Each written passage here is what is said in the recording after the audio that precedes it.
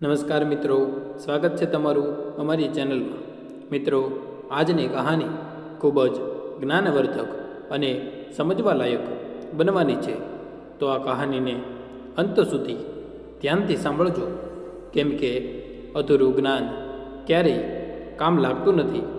તો ચાલો શરૂ કરીએ આજની કહાની. માધુરીને જ્યારથી ખબર પડવા લાગી જિંદગી વિશે, ત્યારથી એણે સંઘર્ષ જ કર્યો છે. એના ઘરમાં 2 સમયનું જમવાનું પણ એને ખૂબ મુશ્કેલીથી મળતું હતું. માધુરીના દાદા વિદ્યાચરણજીએ માધુરીના પિતા અનિલને ખાલી હાથે ઘરેથી કાઢી મૂક્યો હતો, કેમ કે એના પિતા ઓછું ભણેલા હતા અને એના કાકા ભણી ગણીને સરકારી નોકરી કરતા હતા. એટલા માટે એણે એની બધી ધન સંપત્તિ એના નાના દીકરાને આપી દીધી અને પોતે પોતાની પત્ની સાથે પોતાના નાના દીકરાની ઘરે રહેવા લાગ્યા. પરંતુ માધુરીના પિતાજી એ મહેનત અને મજૂરી કરીને એને પોતાના બાળકોને, માધુરીને અને એના ભાઈને પણ ક્યારેક ક્યારેક પોતાની સાથે લઈને મજૂરી કરવા જતા હતા. પરંતુ એને ભણાવ્યા, ગણાવ્યા અને બંને બાળકોને પોતાના પગ પર ઊભા કર્યા. માધુરી જોવામાં ખૂબ જ સુંદર હતી, સીધી, સરળ અને ગંભીર સ્વભાવની હતી. એ જે કામ કરવાનું નક્કી કરી લેતી એ હંમેશા એને પૂરું કરતી. એ હંમેશાથી ઈચ્છતી હતી કે એ ભણી ગણીને એક કામ્ય માણસ બને, અને એણે એવું પણ કર્યું. એ એક ખૂબ મોટી કંપનીમાં મેનેજરના પદ પર નોકરી કરવા લાગી અને પોતાના ભાઈ અમરથી પણ વધારે પૈસા કમાવવા લાગી. ત્યારે એની મુલાકાત એ જ કંપનીમાં કામ કરતા રાજીવ સાથે થઈ, જે એનાથી ઓછી સેલરી મેળવતો હતો. પરંતુ રાજીવ માધુરીની સુંદરતા પર એટલો મોહિત થઈ ગયો કે એ દિવસ રાત ખાલી એના જ સપના જોયા કરતો હતો અને અમરને મનાવીને માધુરી સાથે લગ્ન કરવા માટે, દહેજ વગર જ લગ્ન કરવા માટે મનાવી લીધા. પછી માધુરીના મમ્મી પપ્પાએ પોતાની હેસિયતથી પણ વધારે એનાથી બન્યું એટલું દહેજ આપીને પોતાની દીકરીને વિદાય આપી. માધુરી હવે પોતાના સાસરે આવીને મશીનની જેમ કામ કરતી. માધુરીના હાથ ખૂબ જ જલ્દી ચાલતા. ફટાફટ પોતાનું ટિફિન પોતાની બોટલ બેગમાં રાખી, જરૂરી કાગળ ટેબલથી ઉઠાવી બેગમાં મૂકીને પોતાના કેબિનને બંધ કરીને ફટાફટ પોતાના ઘરે જવા રવાના થઈ. દોડીને બસ સ્ટેન્ડ તરફ પહોંચી, પરંતુ ત્યાં સુધી બસ નીકળી ગઈ હતી.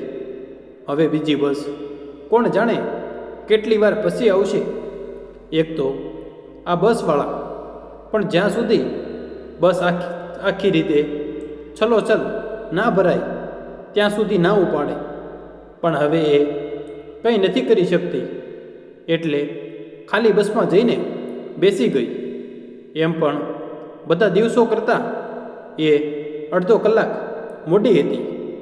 હવે બસ ભરાવાના ચક્કરમાં બીજો અડધો કલાક મોડું થઈ જશે. જો ઘરે જલ્દી ના પહોંચી તો એનો વારો પડી જશે. ઘરે બેઠેલા એના પતિ અને એની સાસુમાં એનું કંઈ સાંભળવા તૈયાર ના હોય. કમાવ પત્ની, કમાવ સાસુમાં ઘરે બધાને જોઈતી હોય છે, પણ સાથે એ કામ કરે, આજ્ઞાકારી, આદર્શવાદી, સેવા કરવાવાળી પણ હોવી જોઈએ. પછી ભલે પોતાનો દીકરો અવગુણોથી ભરેલો હોય. જ્યાં લગ્ન પહેલા વર્ગથી કરવામાં આવે છે કે પુત્રવધુ નોકરી કરે છે અને લગ્ન પછી એ જ નોકરી મુસીબત બની જાય છે. બારીની બહાર જોતા માધુરીને એ દિવસો યાદ આવી જાય છે, જ્યારે એ રાજીવ સાથે લગ્ન કરીને એના ઘરે આવે છે. આખું ઘર મહેમાનોથી ભર્યું હતું. બધા માધુરીને જોવા માટે રાહ જોઈ રહ્યા હતા. આખા પરિવારમાં કે બધા સગા સંબંધીમાં એ એક એવી પુત્રવધુ હતી જે નોકરી કરતી હતી. ઢોલ નગારા વગાડીને એનું સ્વાગત કરવામાં આવ્યું. સાસુમાં આરાધના દેવી આગળ આવીને તેની નજર ઉતારતી હતી અને એની નણંદ વિજેતાએ તો આ સામે આવીને પોતાના મિત્રોને પોતાની ભાભી સાથે મુલાકાત કરાવતી હતી. કેટલા ગર્વથી પોતાની બહેનપણીઓને કહેતી હતી કે અરે, મારી ભાભી તો ખૂબ મોટી કંપનીમાં નોકરી કરે છે અને તેમને ખબર છે એ આખા પરિવારમાં પહેલી પુત્રવધુ છે જે નોકરી કરે છે. અહીંયા સાસુમાં આરાધના દેવી પણ પોતાના સગા સંબંધીઓને ઘમંડથી બધાને કહેતી હતી કે અરે, મારી પુત્રવધુ ખૂબ મહેનતી છે તો નોકરી શું કામ ન કરે? ભાઈ, અમે તો એ લોકોમાંથી નથી જે પુત્રવધુને ઘરમાં બેસાડીને રાખે. જો દીકરીએ પુત્રના બરાબર મહેનત કરી છે તો એને પણ પોતાની મહેનતનું ફળ મળવું જોઈએ ને. ભાઈ, અમારા માટે પુત્ર પુત્રી પુત્રવધુ બધા એક સમાન છે. માધુરી પણ એ લોકોની વાત સાંભળીને ખૂબ ગર્વ અનુભવતી હતી. જ્યાં સુધી રજા હતી ત્યાં સુધી તો બધું સારું રહ્યું, પરંતુ આ બધી વાતોની પોલ થોડા દિવસ પછી જ નીકળી ગઈ. જ્યારે લગ્ન પૂરા થયા પછી માધુરીને લગ્ન માટે લીધેલી રજાઓ પછી નોકરી ફરી જોઈન કરી. માધુરીને સવારે વહેલા ઉઠીને ઘરના બધા કામ કરીને પછી ઓફિસ જવું પડતું હતું. ઓફિસથી કામ કરીને જ્યારે એ ઘરે આવતી તો બધા એની રાહ જોઈ રહ્યા હતા. ઘરનું કામ ખાલી એની જ જવાબદારી હતી. હકીકતમાં એ પુત્રવધુ જે હતી, એક દિવસ એને ઓફિસેથી નીકળવામાં થોડું મોડું થઈ ગયું. ઘરે પહોંચતા ઘણો સમય લાગી ગયો. ઘરે પહોંચીને જોયું તો ત્રણેય મા દીકરી અને પુત્ર હોલમાં જ બેઠા હતા અને બધાના મોઢા ફૂલેલા હતા. એને જોઈને જ આરાધનાજીએ કહ્યું, પુત્રવધુ, આ કોઈ સમય છે ઘરે આવવાનો? તારા ચક્કરમાં અહીંયા બધા ભૂખ્યા બેઠા છે. હજી તો ઘરે આવી છે, ખબર નહીં જમવાનું ક્યારે બનાવીશ. માધુરી હેરાનીથી એ લોકોના મોઢા જોવા લાગી. મતલબ એની રાહમાં હજી સુધી જમવાનું પણ નથી બન્યું.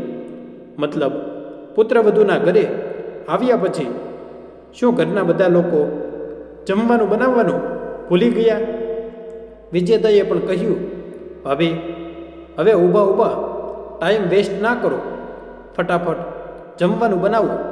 પેટમાં ઉંદર દોડે છે અને મહેરબાની કરીને કંઈક સારું બનાવજો. એની વાત સાંભળીને માધુરીએ કંઈ ના કહ્યું અને પોતાનું બેગ રૂમમાં મૂકીને હાથ મોઢું ધોઈને રસોડામાં આવી ગઈ. જોયું તો ઘરમાં શાક પણ નહોતું. હકીકતમાં એને મોડું થવાના કારણે એને શાક લેવાનું પણ રહી ગયું. એટલે ફટાફટ દાળ ભાત, રોટલી અને સલાડ તૈયાર કરી એ લોકોની સામે પીરસી દીધું. રાજીવ હજી પણ ગુસ્સે જ હતો. આટલા માટે એ કંઈ બોલી નહોતો રહ્યો. રસોઈ જોઈને વિજેતાએ કહ્યું, આ શું ભાભી, તમે દાળ ભાત બનાવી લીધા? કોઈ બીજું શાક બનાવી લીધું હોત તો એનાથી તો મારું પેટ ભરાય નહીં. મારે નથી ખાવું આ બધું, હું તો પિઝા ઓર્ડર કરું છું. આટલું કહીને વિજેતાએ પોતાનો ફોન લીધો અને પિઝા ઓર્ડર કરવા લાગી.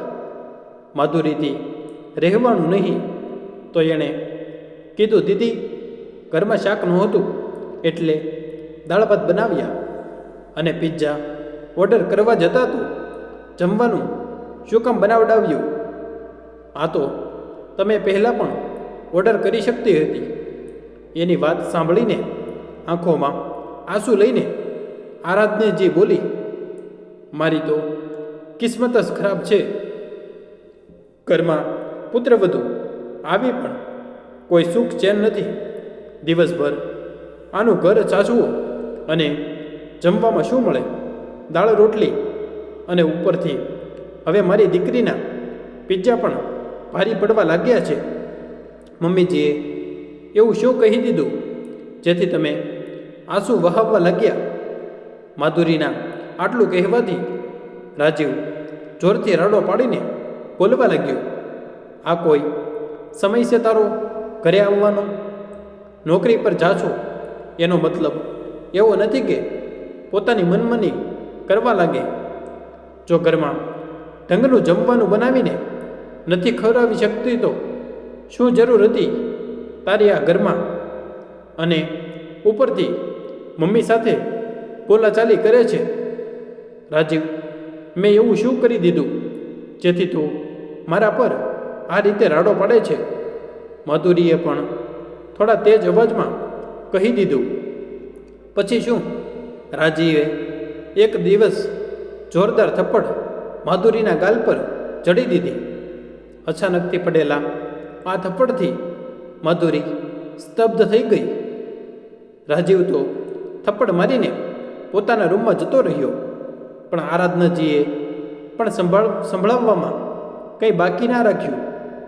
ઘરે આવી રીતે કોઈ પોતાના પતિ સાથે વાત કરે છે? શું સંસ્કાર નામની વસ્તુ જ નથી? થોડી વાર માટે પોતાનું મોઢું બંધ નહોતી રાખી શકતી. હવે આવી હરકત કરીશ તો થપ્પડ તો પડશે જ ને. પોતાની ભૂલ તો કોઈને દેખાશે નહીં, પણ બદનામ મારા દીકરાને કરી દેશે. એ પણ બબડીને પોતાના રૂમમાં જતી રહી અને વિજેતા સ્મિત કરીને એની પાછળ રૂમમાં જતી રહી. આંસુ વહાવતી માધુરીને એક ક્ષણ માટે એવું લાગ્યું કે પોતાનો સામાન પેક કરીને સીધી પોતાના પપ્પાના ઘરે જતી રહે. પછી એ વિચારીને ના ગઈ કે પપ્પા તો નથી અને મમ્મી ખુદ ભાઈ ભાભીની મોહતાજ છે. ભલા મારો શું સાથ આપી શકશે? મારી ભાભી જ એને બે વાતો સંભળાવી દેશે. એ અલગ. અને રોતી રોતી માધુરી પોતાના રૂમમાં આવી ગઈ. જ્યારે બીજા દિવસે માધુરી ઓફિસ જવા માટે ના નીકળી તો રાજીવે પૂછ્યું, તું ઓફિસ નથી જતી કે શું? માધુરીએ કહ્યું, વિચારી રહી છું કે નોકરી છોડી દઉં અને ઘર ચાસવી લઉં. રાજીવને થયું કે માધુરી ક્યાંક નોકરી ના છોડી દે. આટલા માટે એણે માધુરીની માફી માંગી. માધુરીને પણ લાગ્યું કે બધું સારું છે અને એણે રાજીવને પણ માફ કરી દીધો. પણ હવે તો આ ઘણી વખત થવા લાગ્યું. રાજીવ પોતાના ગુસ્સા પર કાબૂ નહોતો કરતો અને માધુરી પર હાથ ઉઠાવી દેતો હતો, પણ પછી માફી માંગી લેતો હતો. અહીંયા માધુરી દર વખતે સહન કરતી હતી. આટલા માટે સાસુમાં અને નણંદને પણ પૂરો વિશ્વાસ થઈ ગયો હતો કે માધુરી ઘર છોડીને નહીં જાય. હવે તો ઘણીવાર એવું બનતું હતું કે સાસુમાં અને નણંદ પોતાની વાત મનાવવા માટે રાજીવનો ઉપયોગ કરવા લાગી. ખબર નહીં આજે શું થવાનું હતું. વિચારતા વિચારતા 2 કલાક પછી માધુરી પોતાના ઘરે પહોંચી. ઘરમાં જે રીતે શાંતિ હતી તેનાથી કંઈક મોટું થવાની શંકાથી માધુરીને મનમાં ડર લાગી રહ્યો હતો.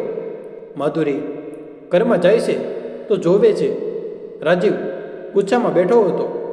હવે સાસુમાં અને નણંદ સોફા પર બેઠેલા હોય છે, પણ એને સૌથી વધારે હેરાની એ જોઈને થાય છે કે એના ભાઈ ભાભી ત્યાં આવેલા હોય છે અને ખૂબ ગુસ્સામાં માધુરી તરફ જોવે છે.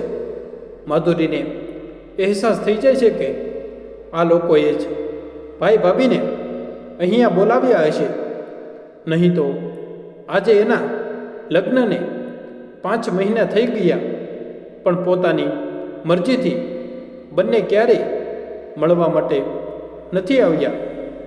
અને આજે અચાનક તો પણ માધુરી પોતાને શાંત કરીને બોલી, ભાઈ તમે અહીંયા આજે અચાનક કેમ આવવાનું થયું? એની પહેલાં ભાઈ કંઈ કહે એની ભાભી એના પર રાડો પાડીને કહેવા લાગી, શું આ દિવસ માટે તારા લગ્ન કર્યા હતા કે તું પોતાના સસરાવાળાને સામે અમારી બેઇજ્જતી કરો? સારું નામ કરી રહી છે પોતાના સાસરે. માધુરીએ શાંતિથી પોતાની ભાભી, આપણે આરામથી વાત કરી શકીએ છીએ. શું વાત છે જે તમે આ રીતે મને સંભળાવી રહ્યા છો? માધુરીની વાત સાંભળીને એની સાસુમાં આરાધનીજી વચ્ચે બોલી, જુઓ કેવું ચરિત્ર બતાવે છે તમારી બહેન. હે ભગવાન, પૂછો એને આટલી વાર સુધી ક્યાં હતી? ભલા આ સાસરે રહેવાવાળી. આટલું સાંભળીને માધુરીનું મગજ ફરવા લાગ્યું. મનમાં ને મનમાં એ વિચારવા લાગી કે આ સ્ત્રી વાતને ક્યાંથી ક્યાં લઈને જાય છે. અહીંયા મારા ચરિત્ર સંબંધે કોઈ વાત નહોતી, પણ તો પણ એટલામાં રાજીવ પોતાનો હાથ જોડીને ઊભો થઈ ગયો અને એના ભાઈને બોલ્યો, મને માફ કરી દો. તમે મારી બહેનને અહીંયાથી લઈ જઈ શકો છો. મારાથી જેટલું બનતું હતું એટલું નિભાવ્યું. હવે હું વધારે સહન નથી કરી શકતો. આ તો એનું રોજનું છે, ઓફિસનું તો ખાલી નામ છે, પણ ખબર નહીં ક્યાં મોજ મસ્તી કરવા જાય છે. અને અહીંયા મારી મા અને બહેન ઘરના કામકાજમાં રહે છે. શું આ દિવસ માટે હું એને અહીંયા લઈને આવ્યો હતો? અરે નહીં નહીં રાજીવ, અમારી વાત તો સાંભળો. અમે સમજાવીએ છીએ એને. જો ના સમજી તો થપ્પડ મારીને સમજાવશું, પણ તમે થોડી શાંતિ રાખો, ભાભી વચ્ચે બોલી. અને પછી માધુરીના ભાઈ અમરને બોલી અને બેઠા બેઠા શું જોવો છો? બોલતા કેમ નથી? શું સમાજમાં પોતાની નાક કપાઈ જવાની રાહ જોઈ રહ્યા છો? હું કહી દઉં છું કે આનું ઘર બગડી ગયું. તો પછી ભાભી બોલતા બોલતા ચૂપ થઈ ગયા કે એના મનની વાત મોઢા પર આવી જાત તો એને નણંદનું ઘર બગડી ગયું અને એ માયકામાં આવીને વસી ગઈ. તો આ ડરથી એ ચૂપ થઈ ગઈ.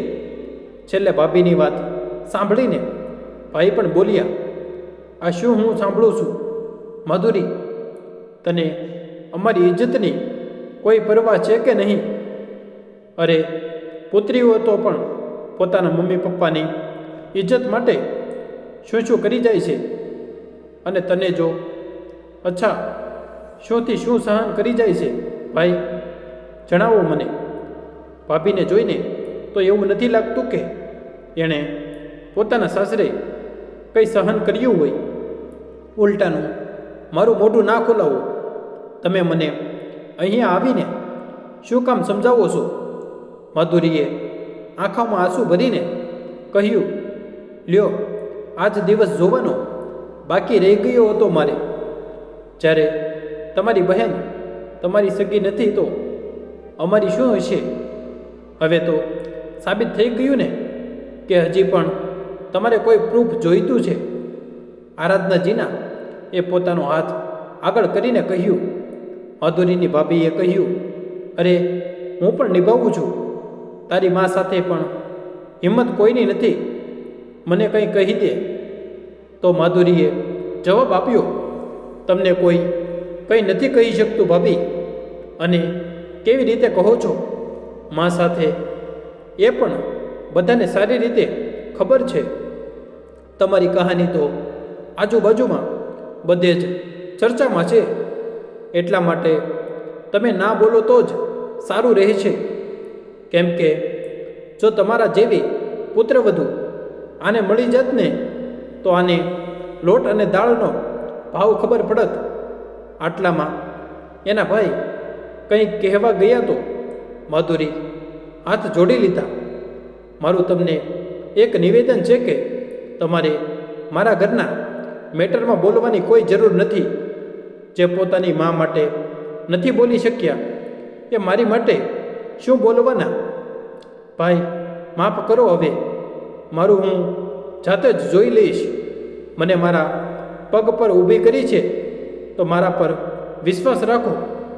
છેલ્લે ભાઈ ડોક નીચે કરીને ઊભા રહી ગયા અને દરવાજા તરફ વળતા એકવાર માધુરીના માથે હાથ ફેરવીને ઘરની બહાર નીકળી ગયા. હવે ભાભી રહીને શું કરતી એટલા માટે એ પણ પાછળ પાછળ પગ પછાડતી નીકળી ગઈ. બંનેના ગયા પછી માધુરીએ એ ત્રણેયના મોઢા તરફ જોયું. ત્રણેય હજી પણ મોઢું ફેરવીને ઊભા હતા. માધુરીએ ખૂબ વિશ્વાસથી કહ્યું કે તમને લોકોને શું લાગે છે કે મને બોલતા નથી આવડતું? એ તમારા લોકોની ખૂબ મોટી ભૂલ છે. આ મારી માના સંસ્કાર છે કે હું શુભ છું અને આ સંબંધને શાંતિપૂર્ણ નિભાવવા માગું છું. પણ એમાં તમારા બધાના સાથની જરૂર છે. પણ મને લાગે છે કે આ સંબંધ ખાલી હું જ નિભાવું છું. તમે લોકો તો કદાચ મને આ ઘરમાં રાખવા પણ નથી માંગતા.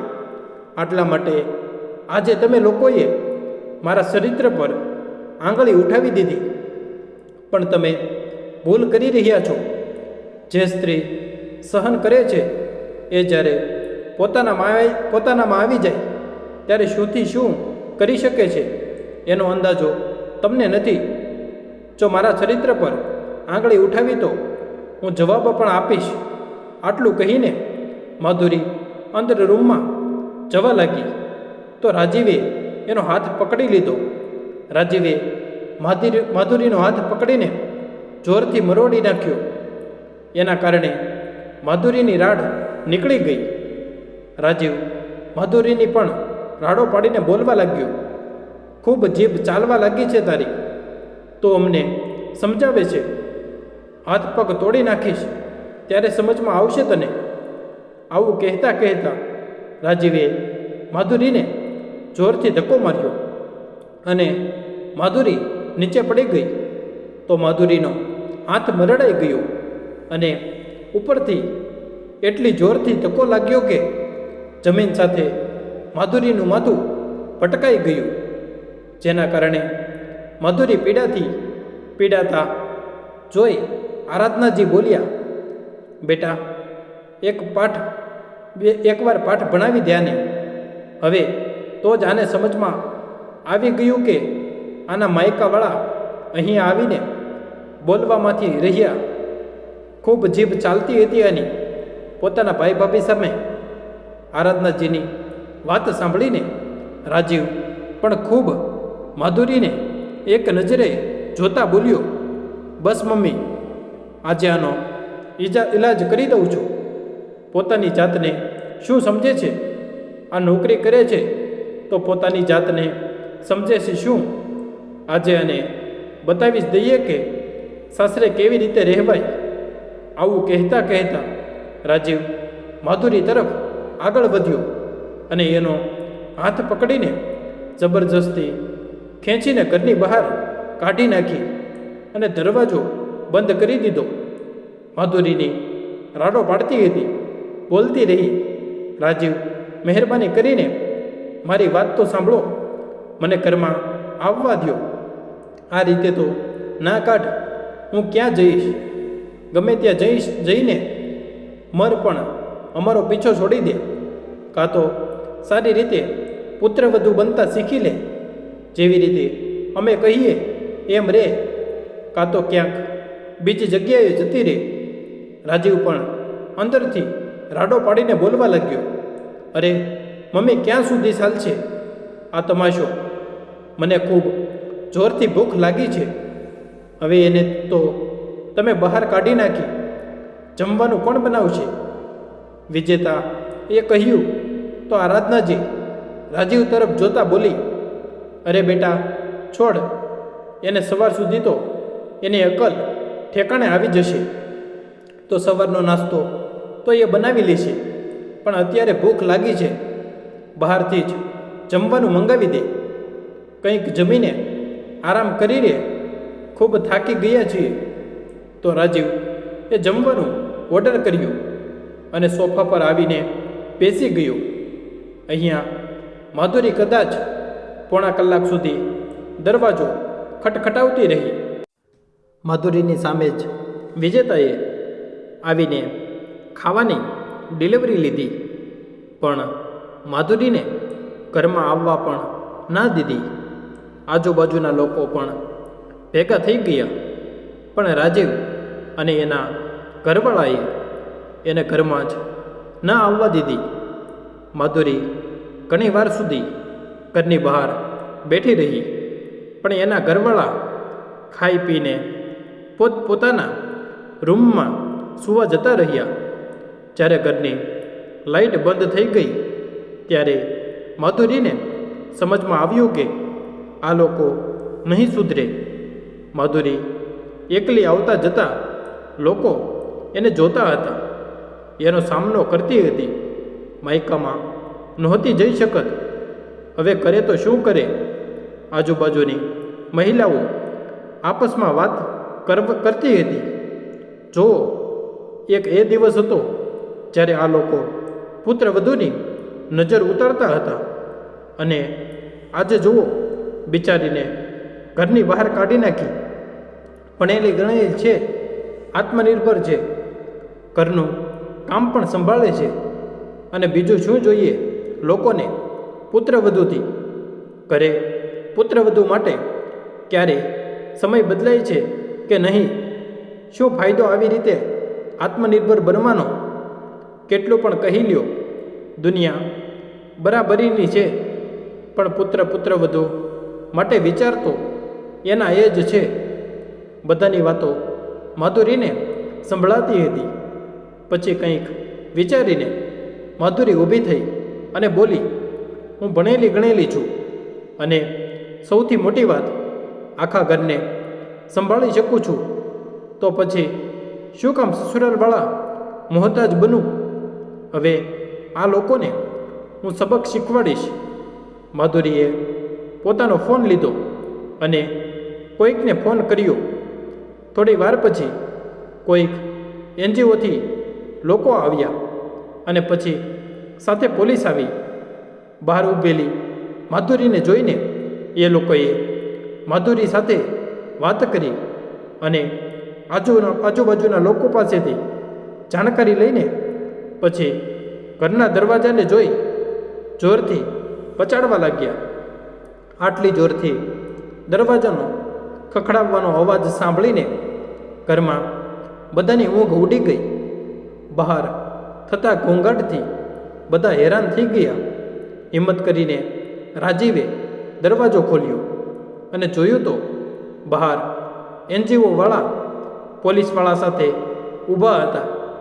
એ લોકોને જોતાં જ રાજીવ અને એના ઘરવાળા સ્તબ્ધ થઈ ગયા, અને જરા પણ ઉમ્મીદ નહોતી કે માધુરી આ લોકોને બોલાવી લેશે.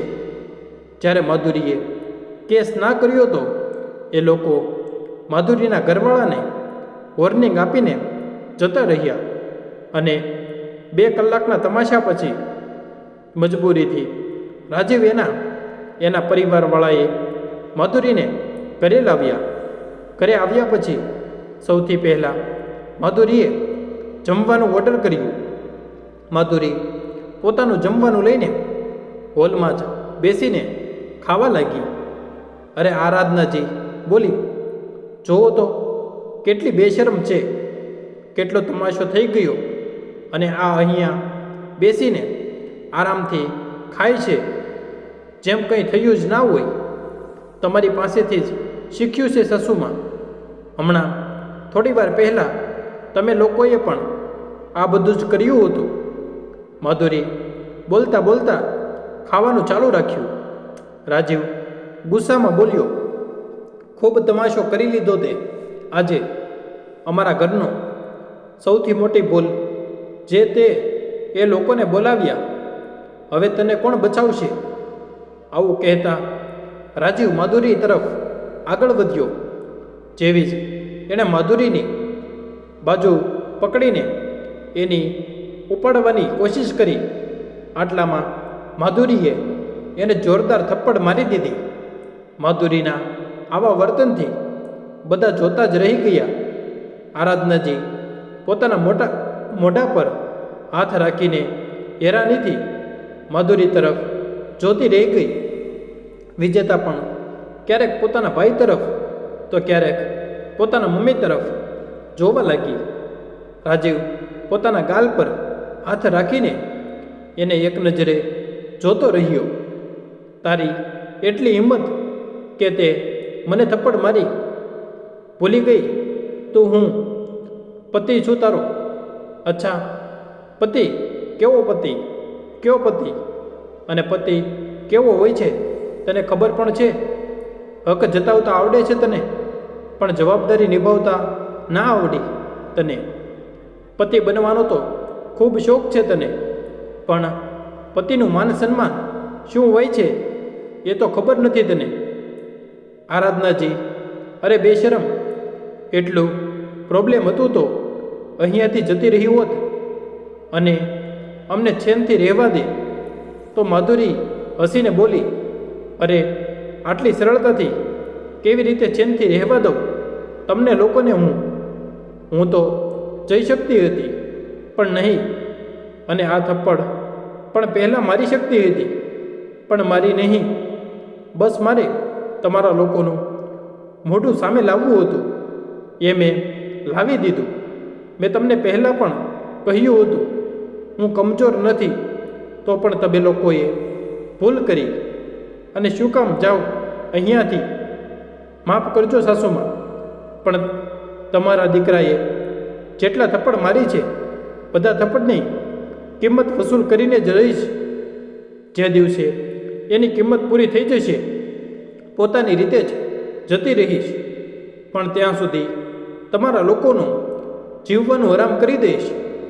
અને એમ પણ હવે મારા પર હાથ ઉઠાવતા પહેલાં 10 વાર વિચારી લેજો.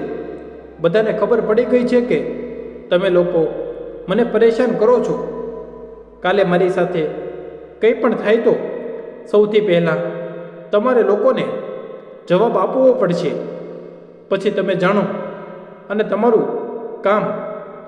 રાજીવ કંઈ કહેવા ગયો ત્યાં તો માધુરીએ હાથ બતાવીને એને રોકતા કહ્યું, અત્યારે મને ખૂબ જોરથી ભૂખ લાગી છે, મને ખાવા દો.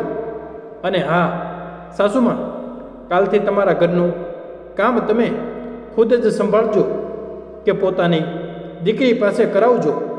હવે હું તમારી મફતની નોકરાણી નથી અને મારી કમાઈ તમને લોકોને આપવાની પણ નથી.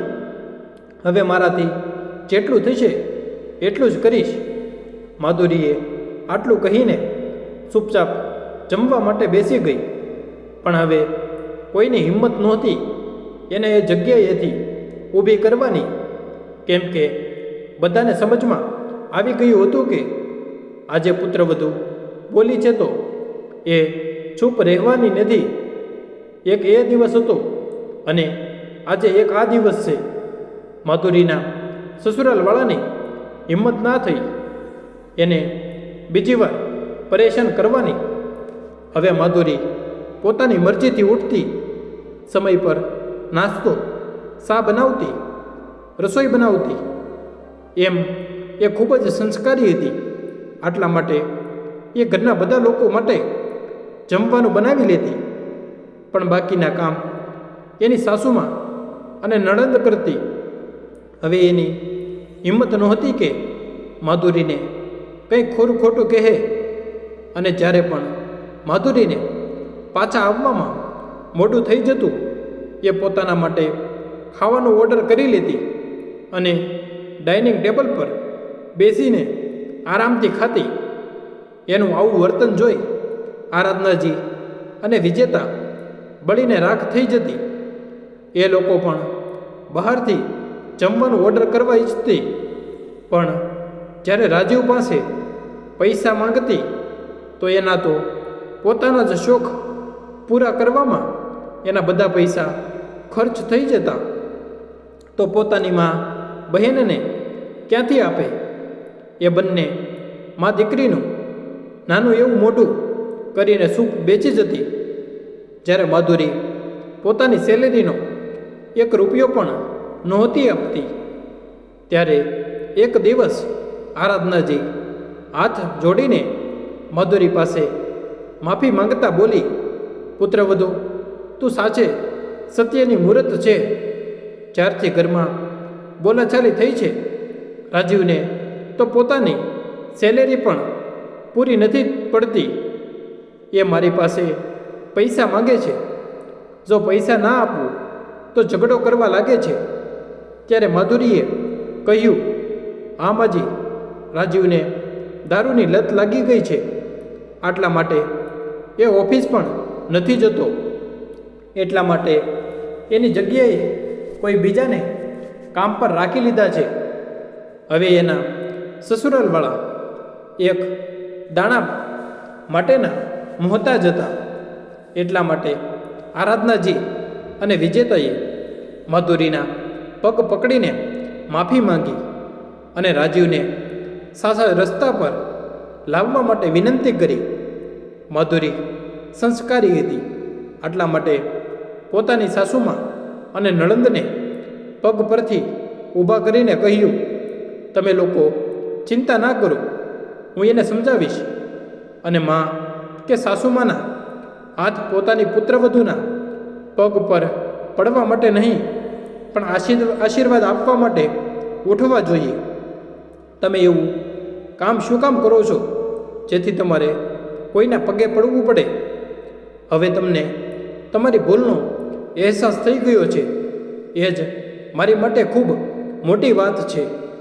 હું મારા દીકરાને સમજાવવાની પૂરી કોશિશ કરીશ. અને એણે રાજીવને પોતાની બહેનપણી જે ડૉક્ટર હતી એની પાસે લઈને ગઈ અને લગાતાર ઈલાજ કર્યા. પછી એ થોડા દિવસોમાં સાજો થઈ ગયો. હવે માધુરીની ગૃહસ્થીની ગાડી પણ સાચા રસ્તે ચાલવા લાગી. હવે એના સસુરાલવાળા બધા લોકોને પુત્રવધૂની અહેમિયત સમજમાં આવી ગઈ. તો મિત્રો, પુત્રવધુ પણ કોઈના ઘરની દીકરી હોય છે, એની પાસે પણ દિલ હોય છે. જ્યારે એનું અપમાન કરો છો તો એનું પણ દિલ રોવે છે, મનમાં પીડા થઈ છે. પણ મા બાપના સંસ્કાર અને સસુરાલવાળાના અત્યાચાર સહન કરવા માટે મજબૂર કરી દે છે. જ્યારે એ એટલી કાબિલ હોય છે કે ખુદ એકલી રહીને સ્વતંત્ર જીવન જીવી શકે છે, પરંતુ પોતાની મા બાપની ઇજ્જત માટે એ સસુરાલવાળાના બધા અત્યાચાર સહન કરી લે છે. તો સસુરાલવાળાને એ ના સમજી લેવું જોઈએ કે એ આબલા કંઈ નથી કરી શકતી. અરે, એકવાર તમે એની જગ્યાએ રહીને વિચારો, એણે તમને પોતાના જીગરના ટુકડાને આપ્યો છે, બાળપણથી હથેળી પર રાખીને પાળી હશે. એણે પોતાની દીકરીને પણ એક દિવસ એવો આવે છે કે એ પોતાના અનમોલ ભેટને તમારા હાથમાં સોંપી દે છે, અને તમે એ ભેટનું શું કર્યું એનું માન સન્માન કરવાની બદલે એની હસી ઉડાવી. તો જણાવો, તમને ક્યાં સુખ પ્રાપ્ત થશે? આ કહાનીમાં માધુરીએ જે કર્યું એ સાચું હતું કે ખોટું? આવી સંસ્કારી પુત્રવધૂને અડધી રાત્રે ઘરની બહાર કાઢવી એ ક્યાંની સમજદારી છે? આ વાતમાં રાજીવ જેવા બગડેલી ઓલાદો અને આરાધનાજી જેવી ઘમંડી સાસુમા માટે તમારી શું રાય છે? કોમેન્ટ કરીને જરૂર જણાવજો. તો મિત્રો, તમને અમારી આજની કહાની કેવી લાગી? જો પસંદ આવી હોય તો વિડીયોને લાઈક કરી દેજો અને સગા સંબંધી સાથે શેર કરી દેજો તથા કોમેન્ટ બોક્સમાં જય શ્રી કૃષ્ણ લખી દેજો અને ચેનલને સબસ્ક્રાઈબ ના કરી હોય તો ચેનલને અત્યારે જ સબસ્ક્રાઈબ કરી દેજો. જય શ્રી કૃષ્ણ. ધન્યવાદ.